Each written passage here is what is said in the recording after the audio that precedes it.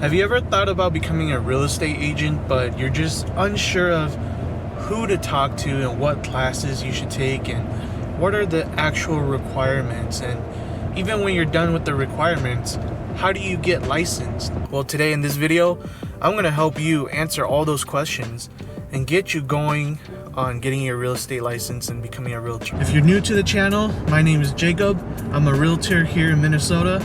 I'm also an investor and I'm also an outdoorsman. And today I'm going to be walking a property and I'm going to take you guys along with me so that you can see a little bit of what realtors do.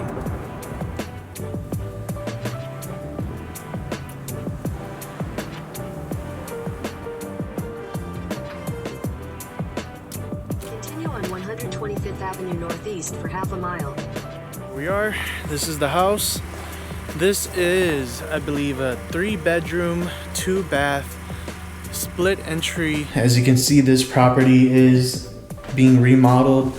I'm pretty sure it's finished, but there's a lot of cleaning up to do here. And as you can see, the kitchen is fully redone, brand new paint everywhere. So one thing that really helped me to get started on my real estate journey is just speaking with an agent. I didn't know anybody, but luckily my brother knew an agent that he was working with. So I spoke with the agent, spoke with the agent's broker, and just kind of interviewed him. Asked how the process would be like. He told me which schools and what type of schools to go to. He recommended me a school and I went to it. I'm glad I was able to talk with someone about that. If I didn't have someone to talk about that with, I wouldn't know where to really begin. Definitely get in touch with a real estate agent and maybe even get in touch with a real estate agent in your local area or in an area where you want to work and just kind of pick their brain. Give them a call, set up an interview, go speak with them and ask for a little bit of guidance. They're more than willing to help you. I'm willing to help you guys as well, especially through this video. There's a walkway went into the kitchen. And then this was like a half wall right here.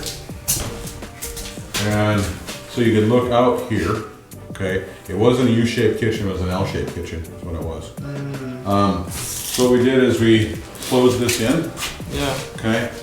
And we wanted to have, and this is a much better view, okay? So we were able to actually make the kitchen larger and actually have a dining room walking onto the deck. So.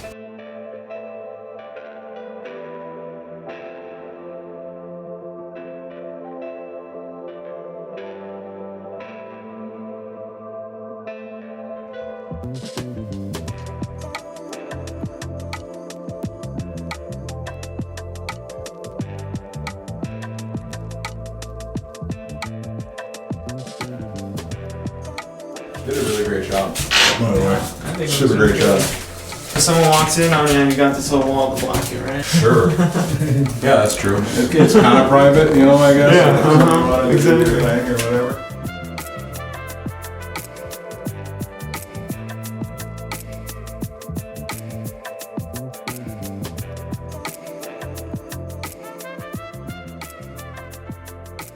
And after you speak with the agent and you decide to go with a school, I would say take a class in person. That way you can ask the trainer specific questions because most of the trainers, they are practicing agents. The first class is mostly for you to be able to know how to take the test and pass. The second and third class is where they dive deeper into what a real estate agent does. And there you'll be able to learn everything you need to get started. As soon as you're done with the test, you've passed the hardest part. The hardest part is taking the test, getting it done, both the national and state tests, and then also finishing up the required 90 hours. The required 90 hours are there for you to understand what an agent does, and they go deeper in depth. That's what we did. Partnered with somebody else, and this is actually a new person doing it. Okay. And the fix and finishes that this new person that he's got hooked up with are much better than last one. So that's awesome. There used to be a custom bar that he built right here. It was kind of super old-fashioned looking. Yeah. Kind of had like cedar shakes on it. You've seen those old kind of 60s, 70s-ish bars. Okay, there's a bar here that he built. But this didn't really go with anything that was going to be new or modern. Yeah. Okay?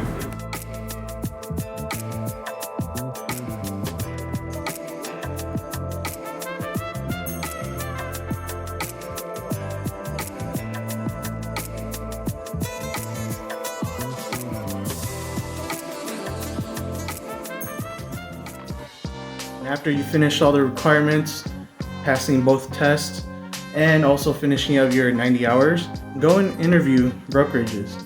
In real estate, they're not interviewing you. You have to interview them. And you have to figure out what they can do to help you.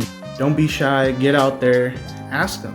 Ask what their training is like, ask what their commissions are. Ask how they can help you be successful.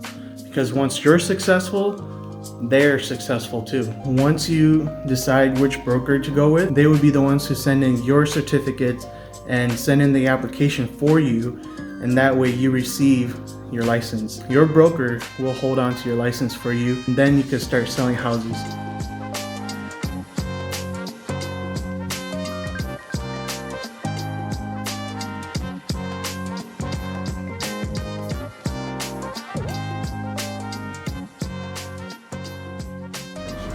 Okay? Yeah. You'll see the one upstairs with pants.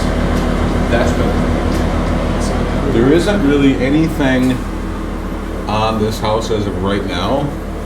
There's one thing that hasn't been touched and probably won't be. If you look around, many of the window panes are fogged. Okay? That doesn't affect the insulating value of the window. It's strictly a visual thing. Right. Okay? But they're older. The seals are, do you know why that happens or what creates that to happen? In between these two panes of glass on dual pane glass, it's like a rubber membrane. Okay. If it ever gets a crack, when they make them, there's actually it's sealed in between. But there's nothing in between. No air can get in there or anything else. Yeah. If the rubber membrane of any sort gets a little crack in it, air gets in it. Okay, which creates moisture, which creates kind of the fogged look. Okay? I see. It does not affect how well insulated it is. Okay, it just visually is not pleasing. Right. Okay, but a buyer may come in here and go, "Oh, these windows are jacked." Right. They're really not. Is it better to see what possible buyer feedback would be, and maybe offer some incentives to that buyer to offset these costs if they wanted to do in the future, or they could use that money to maybe pay closing costs, and then maybe in the future they decide they want to do windows or whatever. Right. Okay, that was our thought going into it. Okay, so as you walk around here, like for sure, 3 of those out of the 4, the seals have failed on them. All those. Yeah. This seems common in a lot of places, doesn't it?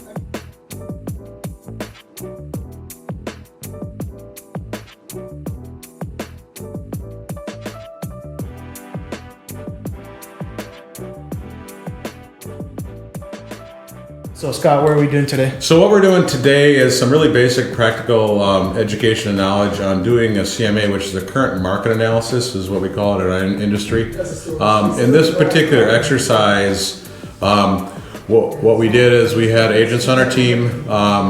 We just basically gave them an address. What they did is they did a current market analysis on what they could see online, and then what we did is we did an in-person walk through the house and look at the fits and finishes of the house to kind of really take a look at and refine the numbers, because it's really, really important for us as agents to work with our sellers, when we get an opportunity to talk to sellers, that we have accurate data based on what their house is versus what maybe tax records show or what previous listings show. That's what our goal was to accomplish today, and we did it. It was a fantastic kind of a field trip. We do these with the Pinnacle team on a regular basis.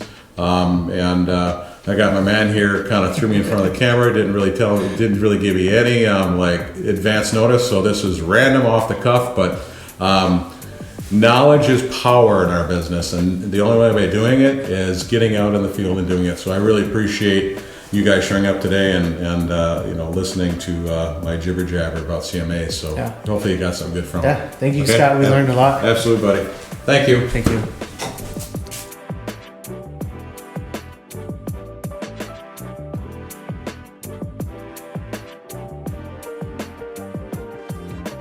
There you go. Hopefully that was helpful for you. If you found this video helpful, please give me a like and subscribe.